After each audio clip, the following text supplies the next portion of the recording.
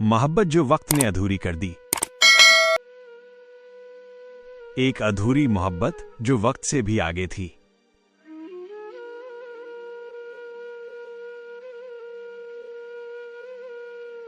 एक अधूरी मोहब्बत जो वक्त से भी आगे थी।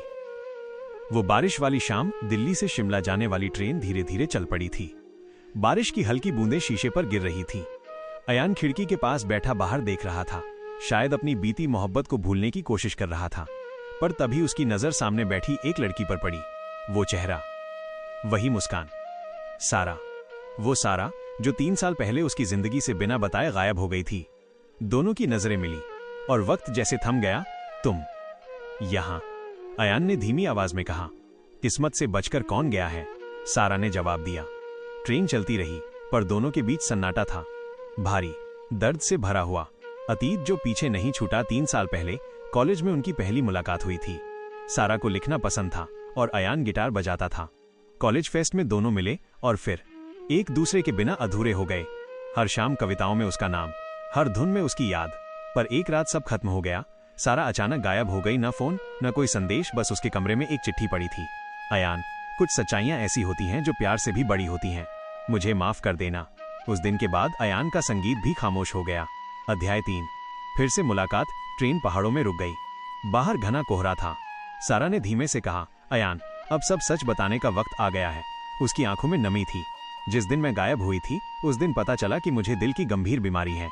डॉक्टरों ने कहा था कि मैं ज्यादा वक्त तक नहीं जी पाऊंगी। मैं नहीं चाहती थी कि तुम मुझे इस हालत में देखो। अयान का दिल टूट गया।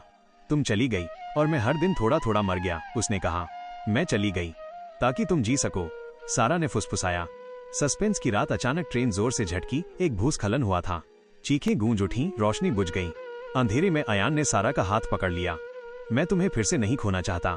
शायद इस बार वक्त हमें अलग नहीं करेगा, उसने मुस्कुराकर कहा। अगली सुबह बचाव दल पहुंचा।